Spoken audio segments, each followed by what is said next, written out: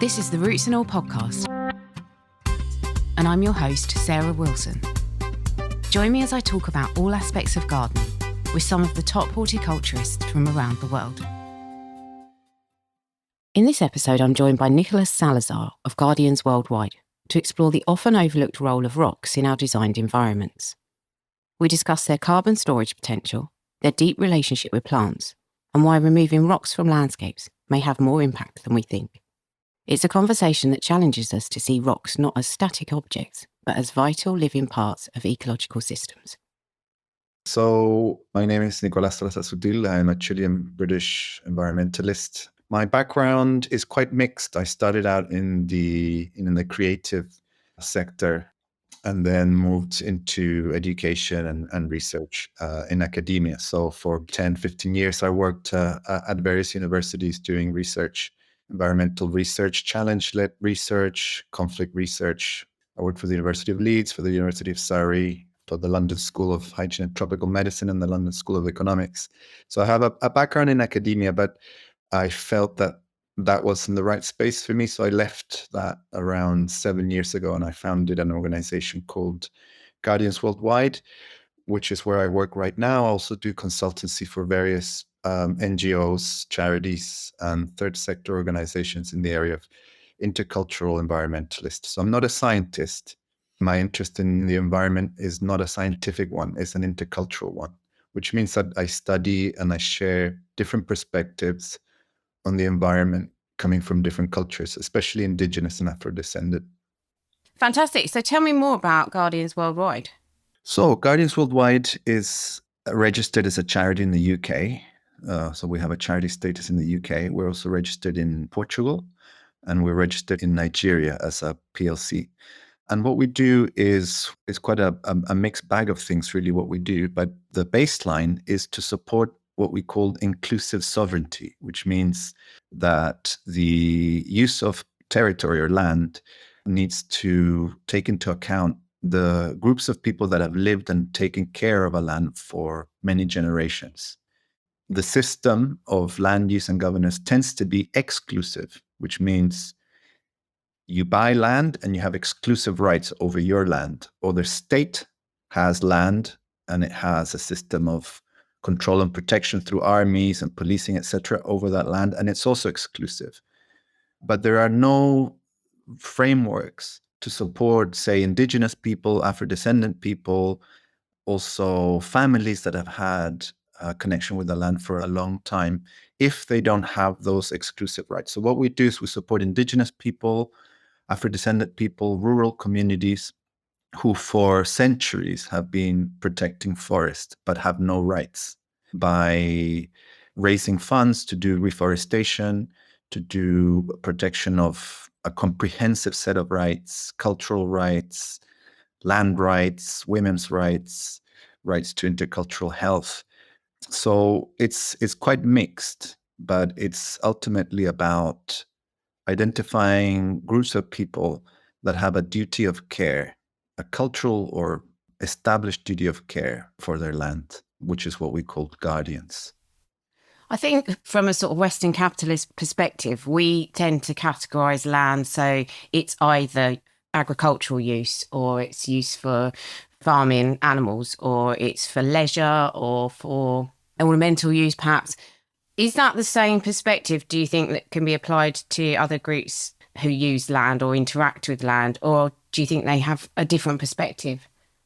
Well, I wouldn't want to generalize, but I think you're right in saying that land is the basis of much Western capitalism. Land-based capitalism is what that is called. And a lot of capitalism starts from that exclusive rights to land, whether it's privatization of land, meaning the land is a commodity that you buy and you can access only through commercial wealth, or it's a political right. As I said before, the state, the government owns the land and dictates what to do. And it seems like there's no other way. And we disagree. I think what we do is all about regeneration and finding ways to offer new alternatives and changes to the current way in which kind of land is set up. It's about a future, really. It's about a regenerative future. And yes, you're right in saying that it challenges or it's critical of capitalism.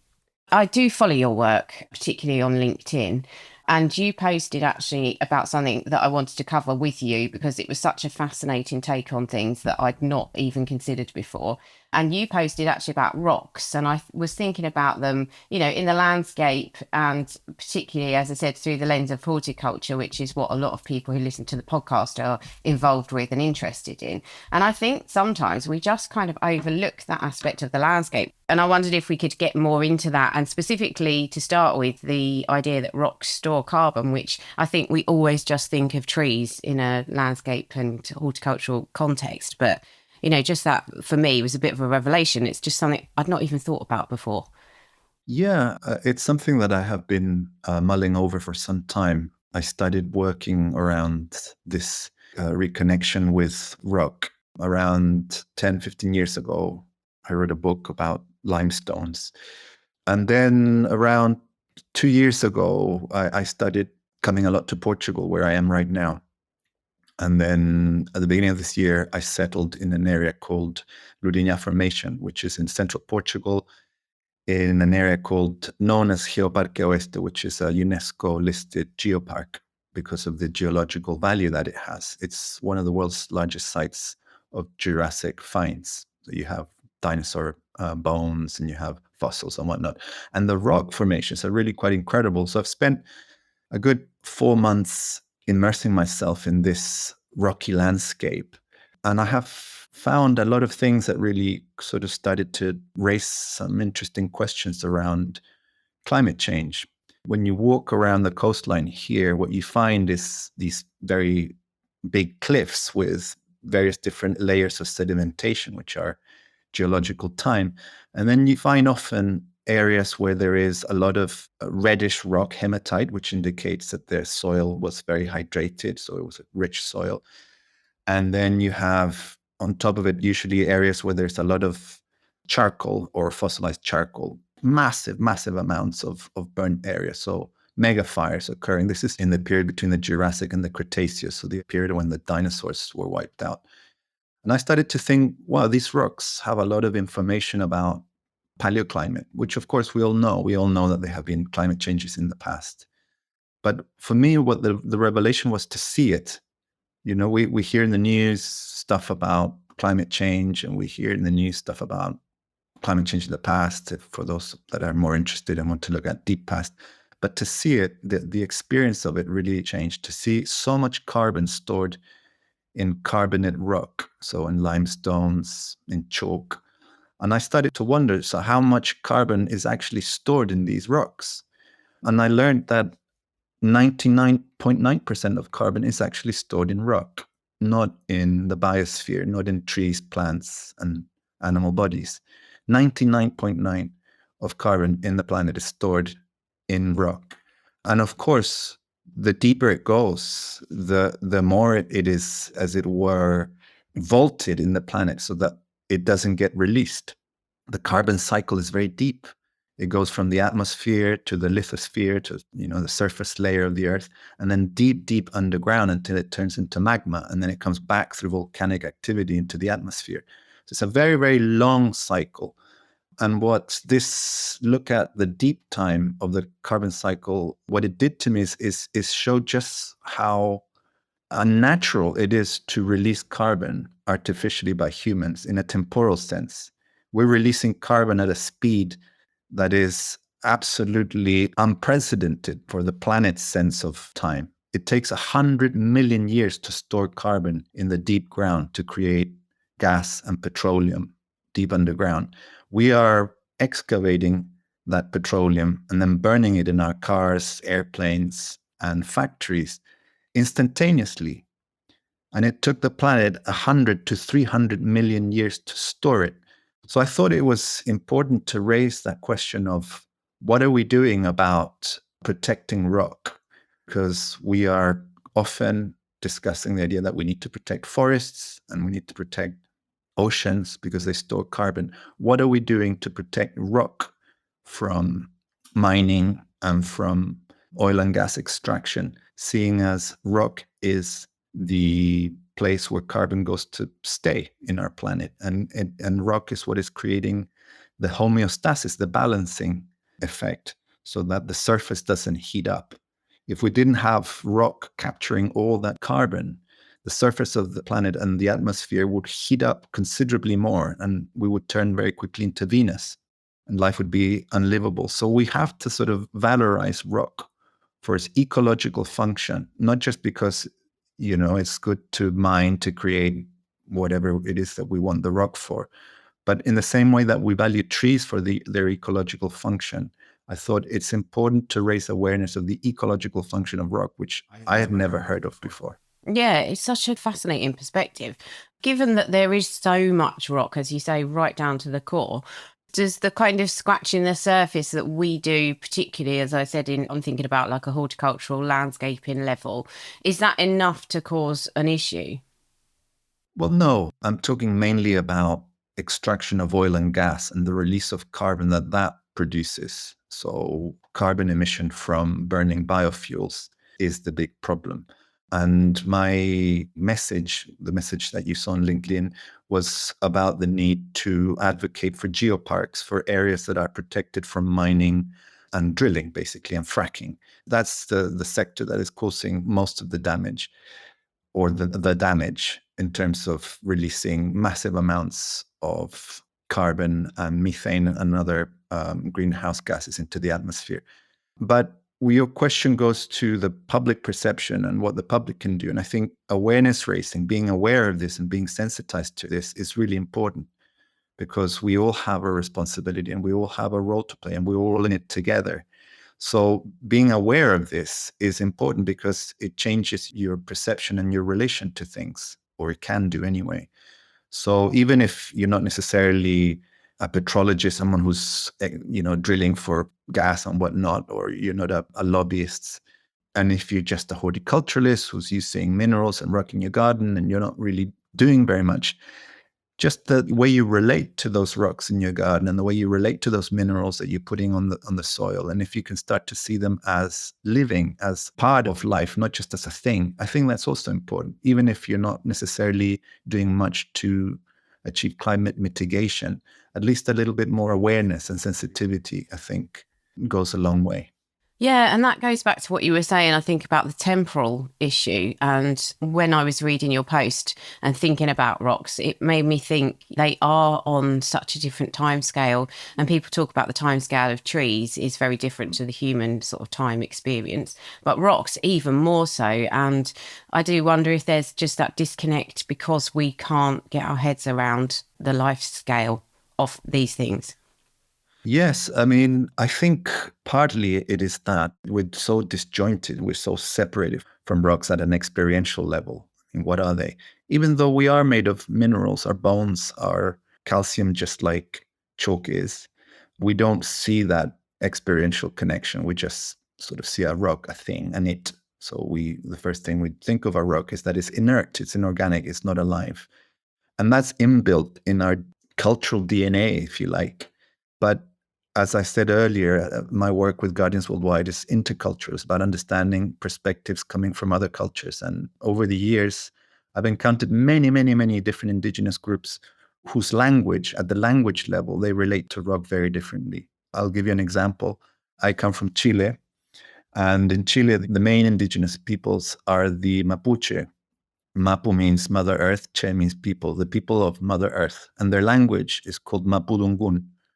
Mapu, Mother Earth, Dungun, speech, the speech of Mother Earth. That's the language they speak. And Mapudungun is an incredibly different language to any language spoken in Europe, because I wouldn't profess to say that I know a lot about Mapudungun, but what I know is that it allows you to relate to the natural world in a completely different way through the language you speak. And the relation that Mapuche have with rock and stone is wonderful. Their words are incredible. So they have words for the place where the rocks speak, or the place where the rocks meet, or the speaking stone. The word is kura in Mapudungun. Kura is stone. And if you have a language that allows you to relate to a rock as a living entity, as an animate being, then of course your relationship with the rock changes. And as you say, you stop seeing it as something alien and totally disconnected from your life. So a lot of this is cultural, is that we live in a culture where even our language predisposes us to relate to a rock as a thing, because we get told everywhere from school onwards that there's organic and inorganic and rocks are inorganic. Yet, how do you explain that we are constantly consuming minerals every time we eat? Where do those minerals come from? They come from rock. What are we doing when we're protecting our gardens and our allotments? We are putting minerals on the ground and we are fortifying the soil structure to ensure that the root systems of our plants are well fed and aerated, etc. All of it comes from a mineral kind of basis. Yet we don't appreciate it as life. And what I've been trying to say is that even if our Western culture doesn't see rock as life, many indigenous communities celebrate rock as not only life, but kin, like ancestors. And very quickly, I'll give you another example. I've done a lot of work with the Maguzawa, who are the Hausa animists of northern Nigeria. And not long ago, and I've done a documentary about this, I visited a very rural community in the border between Nigeria and Niger. And I saw a celebration, a ritual called Yankan Kofa, which means the crossing of the gate, which is a little bit like Halloween in the sense that they're celebrating the thinning of the season when the dead and the living coexist. So it's a little bit like a Halloween. But instead of dressing up and going around doing trick and treat, the people in the villages, they do sacrifice and they kill animals and they pour blood on these stones because they are stone worshippers. They believe that the spirit of their ancestors lives inside the stones. I think it would be easy for many to think that that's primitive, this crude kind of belief system. But if you think about it, what that belief system does is just sensitize you to the rock and incorporates rock as another living element in life, something that in the West we simply don't do. So I've learned a lot from those practices in terms of valorizing rock as one more element in the ecology. Yeah, as you said, we do have certainly in the English language, I think, a dearth of vocabulary for rock, which is very telling in itself. And that lack of respect, I suppose, and awareness is very apparent when you actually start thinking about it. Just to go back to what you were saying about, setting aside areas that are not mined and where fracking doesn't take place, just in case anybody is not aware, are you happy to speak about the effects of this kind of extraction? Yes, of course. I mean, the main culprit of climate change is runaway carbon emissions. We all know that. We all know that 10 years ago at the Paris Agreement, it was said that if temperatures went 1.5 degrees higher than it is, there would be a tipping point and the planet would descend into a dieback mode where life on the planet would collapse. Last week, a report led by scientists at the University of Exeter produced a report saying that that tipping point has been passed. This was last week. 160 scientists from around the world, led by scientists at the University of Exeter, produced the data that said that the tipping point has actually been crossed and that we're entering an unknown territory where the planet is spiraling into dieback because of global warming. We have passed the 1.5 degree threshold. So absolutely, we need to talk about this. Absolutely, we need to challenge both our ways of living and our ways of being in the world at a time when we're facing mass collapse, and also find ways of making those who have caused most of the damage accountable. So just to point out, that post that you read that you found interesting led to numerous, I wouldn't say abuse, but very detrimental comments from people who find this conversation so uncomfortable that they get aggressive. So I got a lot of nasty comments from people saying, this is irrelevant, you are an alarmist, you're this and that. And there's no desire of mine to make anyone feel uncomfortable or to challenge or to provoke anybody. But these reports are factual. What's happening is actually happening. Whatever the mad world of fake news is saying, this collapse is actually happening. And I think we all need to be talking about it. And I'm grateful that you wanted to talk about this, even in the context of horticulture and gardening, which seems like a relatively safe environment. But there is no safe environment from this anymore. We all have to talk about it and take responsibility for the way we live, I think. Yeah, very well said. Well, Nick, do you want to finish by telling us about how people can link up with Guardians Worldwide? Yeah, sure. An invitation for listeners to join our upcoming course. So we are starting a transformational online course on the 10th of November. It's called Extinction and Recovery. It's a 5-week transformational course on climate change in deep time. We'll be looking at some of these ideas. We will be sharing perspectives from communities from different parts of the world, from the Magusawa that I referred to earlier, from Mapuche, community leaders, and others who will share very interesting perspectives. It's also a great opportunity to network, to discuss, to open up, to meet new people. We have currently 55 people signed up from 16 countries. So yeah, if anyone listening is interested in finding out more and meeting like-minded people, please do join us. So you just need to go to our website and then you'll find the link to the course, Extinction and Recovery, starting on the 10th of November.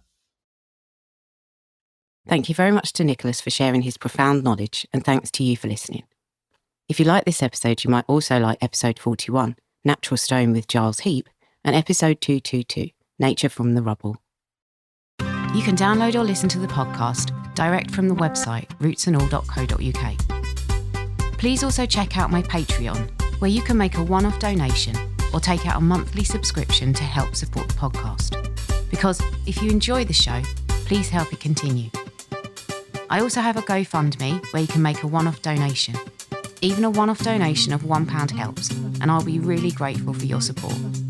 So please go to Patreon or GoFundMe and search for Roots and All Podcast.